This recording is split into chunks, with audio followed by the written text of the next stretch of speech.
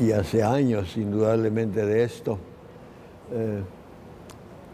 El Ayuntamiento de Monterrey en los años 30, con el alcalde Manuel Flores, 37 por allá, creó una comisión de historia en el seno del ayuntamiento, en el palacio.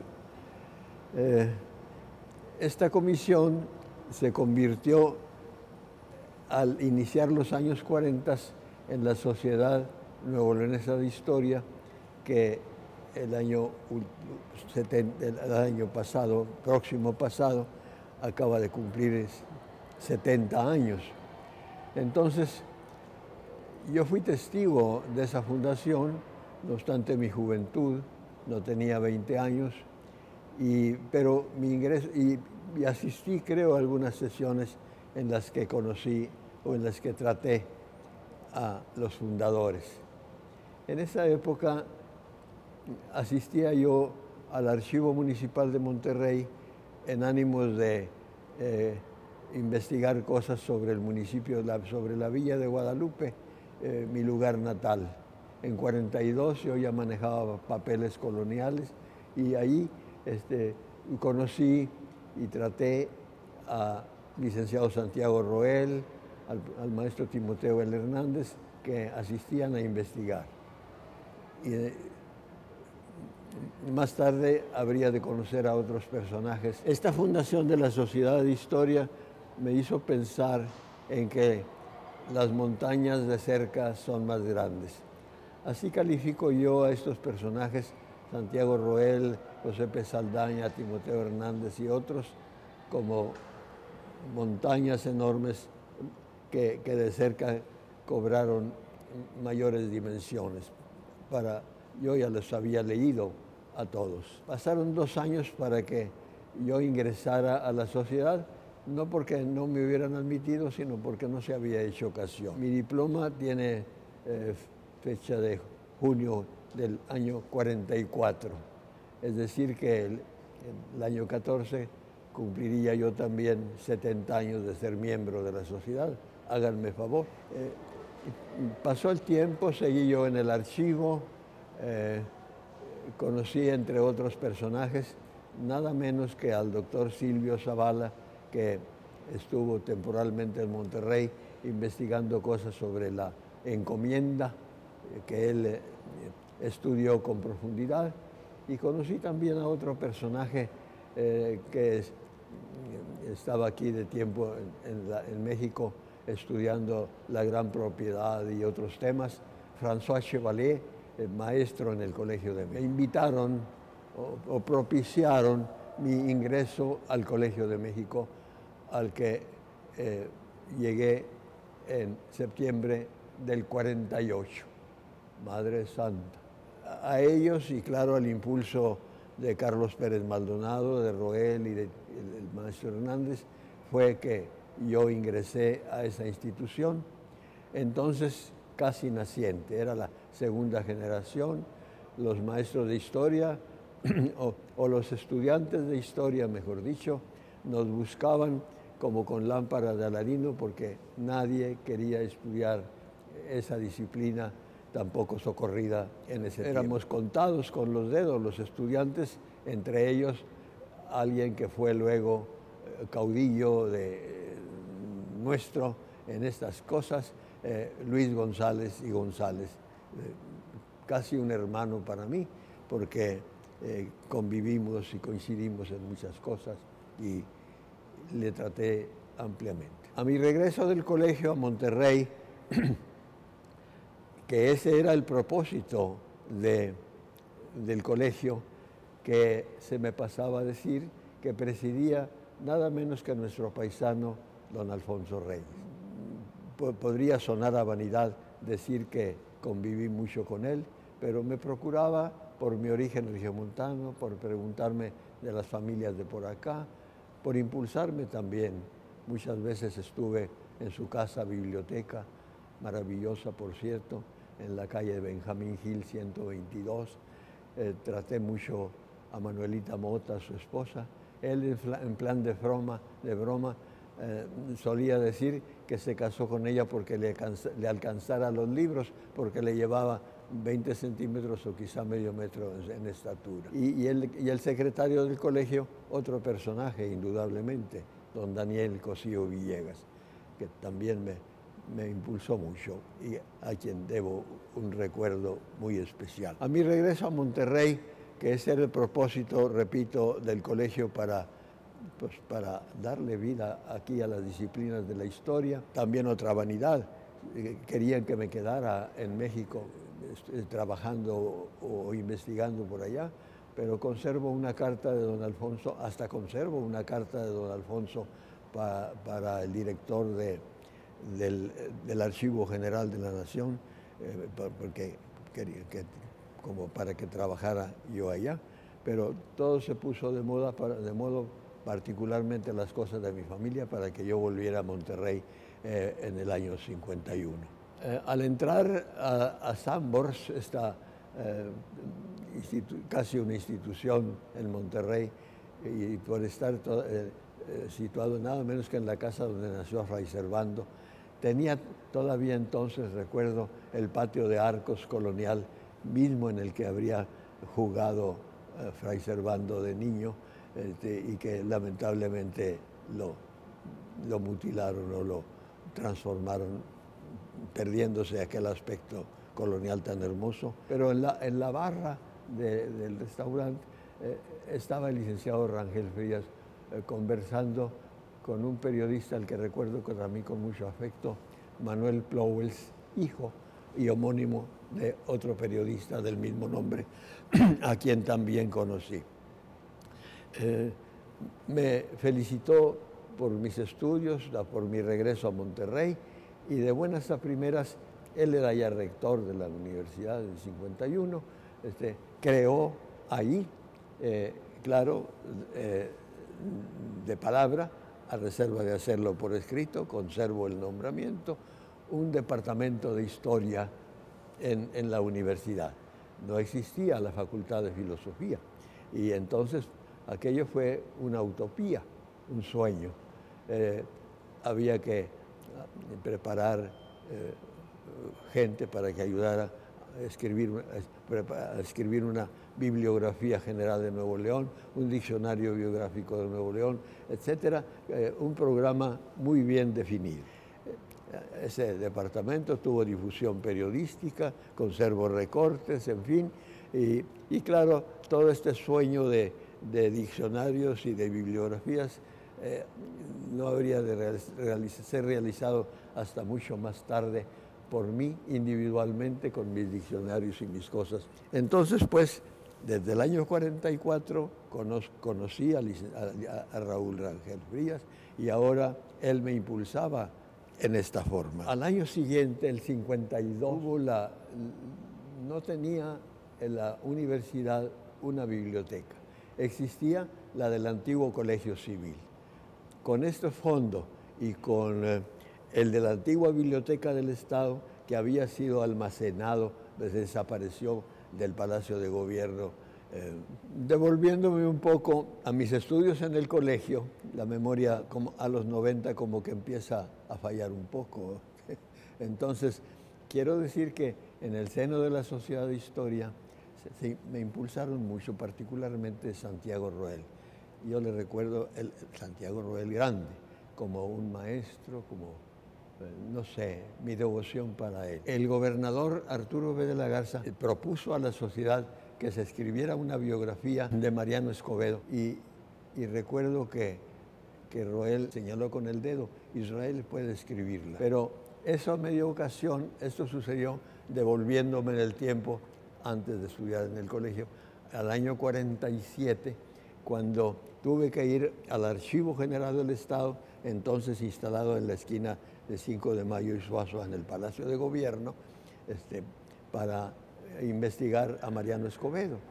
Encontré a un veterano de la Revolución como encargado del archivo, y temeroso de que yo llegara a sustituirle: no tenga cuidado, yo nomás vengo a esto, y ahí empecé a trabajar.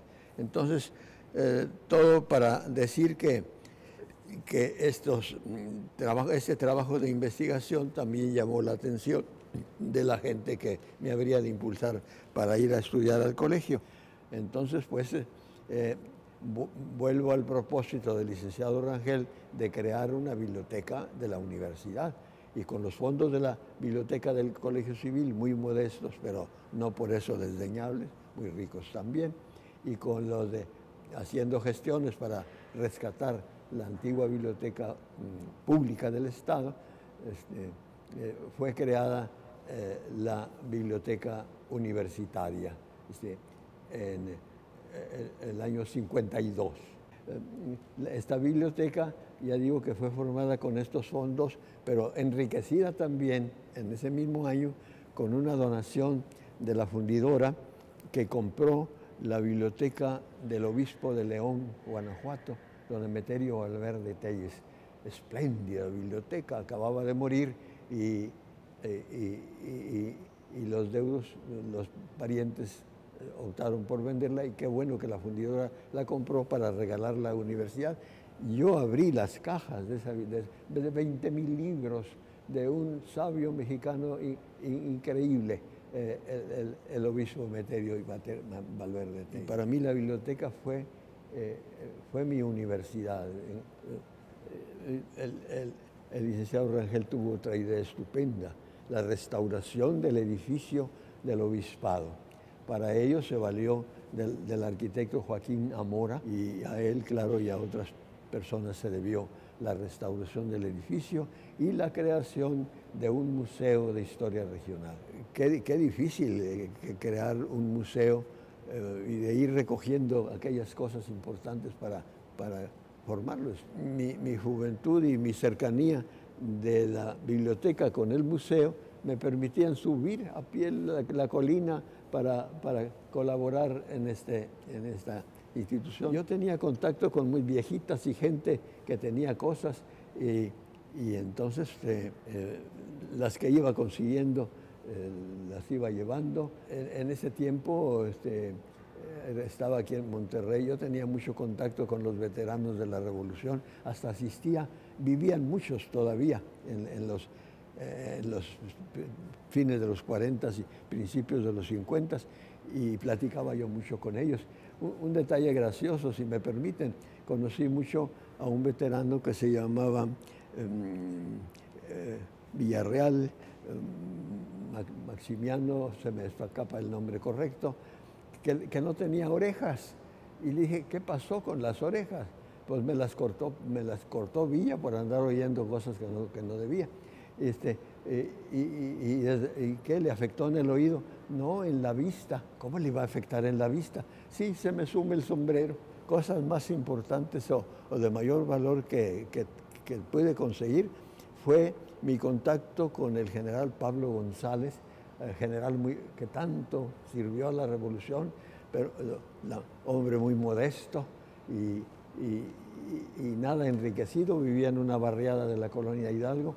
Allá fui a visitarlo varias veces, y entonces me dio, porque yo la recibí, una colección de banderas del Ejército de Oriente y de los cuerpos militares que estaban bajo sus órdenes, preciosas, alguna que en la parte blanca, sobre el águila, las firmas de los asistentes a la Convención de Aguascalientes, interesantísima. Bueno, entonces fue inaugurado el 20 de septiembre de 1956 con el nombre de Museo Regional de Nuevo León, regional por cuanto comprendía cosas de Coahuila y Tamaulipas, nuestros estados vecinos. Que un museo para mí es una lección objetiva de la historia, y entonces entra por los ojos, contribuye mucho al espíritu cívico y al amor al lugar en que se nace. La biblioteca, he dicho que estaba muy aislada, muy alejada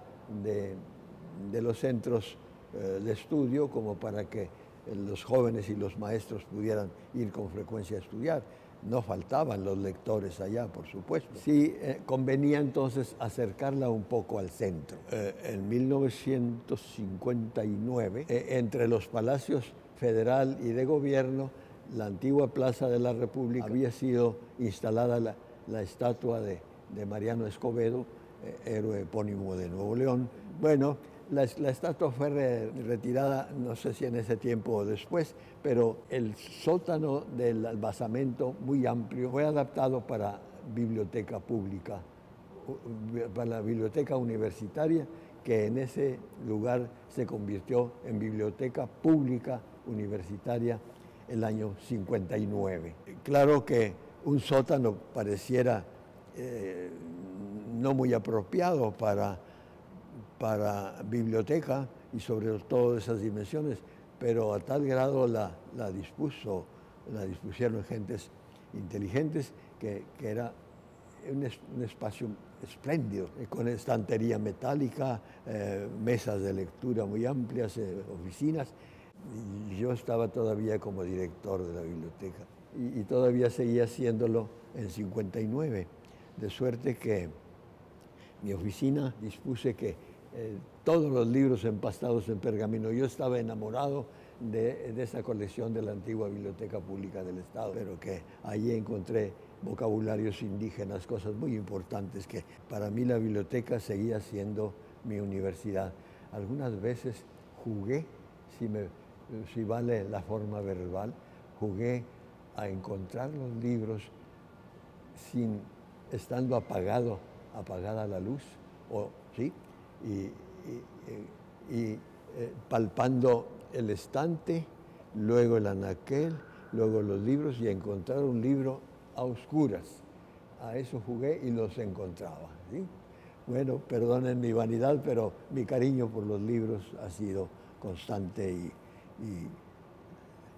a un libro siempre lo acaricio y no sé, pero desde mi edad escolar me gustaba memorizar los poemas relacionados con los libros. Ahí estuve enclaustrado mucho tiempo, hasta los años 60, 62, cuando la biblioteca empezó a ser trasladada a la ciudad universitaria. Tengo un pariente taurino, torero, Eloy Cavazos, y me decía: ¿tú qué peligro tienes, tío, en ese oficio tuyo? Pues ahí en el archivo, los techos amplísimos del Palacio Porfiriano, alguna vez la escalera en que me trepé para bajar algo se corrió y al suelo. Otra vez un archivero lleno de libros se me vino encima y quedé abajo. No tengo peligro, sí tengo. Bueno, comentarios que se salen del tema, pero que vienen a la memoria. Entonces, el licenciado Rangel, vamos a cambiar el archivo, y consiguió, no sé cómo, un edificio de la esquina de Dr. Cos y Washington, la esquina noroeste. Ahí se pasó el archivo del gobierno. Este archivo además tenía un sótano chiquito, lleno de papeles y de baúles con la correspondencia de Santiago Vidaurri. Maravillas, un archivo de una riqueza excepcional. Ya dije que en el archivo había le decíamos el sotanito, y no era tan chiquito, pero ahí había maravillas. Incluso los libros duplicados del registro civil que los pueblos están obligados a mandar al Archivo General. Y como Coahuila y Nuevo León del 56 al 64, 8 años perteneció o formó parte de Nuevo León, se llamaba Estado Libre y Soberano de Nuevo León y Coahuila, y como gentilicio, nuevo leocoahuilenses, los que nacieron. Bueno, el archivo se cambió entonces a Washington y Dr. Cos, y ahí estuvo mucho tiempo, hasta los años 60. Podría calificar esta intervención mía como algunos de mis recuerdos del año pasado, próximo pasado, acaba de cumplir 70 años. Entonces, yo fui testigo de esa fundación, no obstante mi juventud, no tenía 20 años, pero mi ingreso, y asistí, creo, a algunas sesiones en las que conocí o en las que traté a los fundadores. En esa época asistía yo al Archivo Municipal de Monterrey en ánimos de investigar cosas sobre el municipio, sobre la villa de Guadalupe, mi lugar natal. En 42 yo ya manejaba papeles coloniales y ahí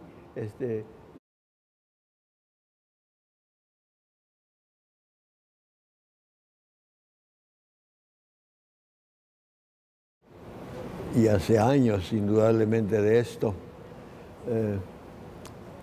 El Ayuntamiento de Monterrey en los años 30, con el alcalde Manuel Flores, 37 por allá, creó una comisión de historia en el seno del ayuntamiento, en el palacio.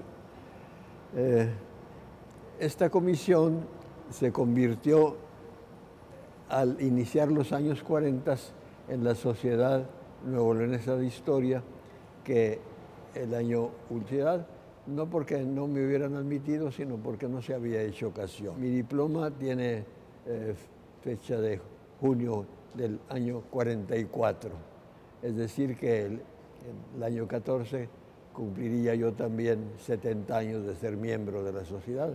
Háganme favor. Pasó el tiempo, seguí yo en el archivo, conocí entre otros personajes nada menos que al doctor Silvio Zavala, que estuvo temporalmente en Monterrey investigando cosas sobre la encomienda, que él estudió con profundidad, y conocí también a otro personaje que estaba aquí de tiempo. Conocí y traté a licenciado Santiago Roel, al maestro Timoteo L. Hernández, que asistían a investigar. Y más tarde habría de conocer a otros personajes. Esta fundación de la Sociedad de Historia me hizo pensar en que las montañas de cerca son más grandes. Así califico yo a estos personajes, Santiago Roel, José P. Saldaña, Timoteo Hernández y otros, como montañas enormes que de cerca cobraron mayores dimensiones. Yo ya los había leído a todos. Pasaron 2 años para que yo ingresara a la sociedad en México, estudiando la gran propiedad y otros temas. François Chevalier, el maestro en el Colegio de México. Me invitaron o propiciaron mi ingreso al Colegio de México, al que llegué en septiembre del 48. Madre Santa. A ellos y claro al impulso de Carlos Pérez Maldonado, de Roel y del maestro Hernández, fue que yo ingresé a esa institución. Entonces casi naciente, era la segunda generación. Los maestros de historia o los estudiantes de historia, mejor dicho, nos buscaban como con lámpara de Aladino porque nadie quería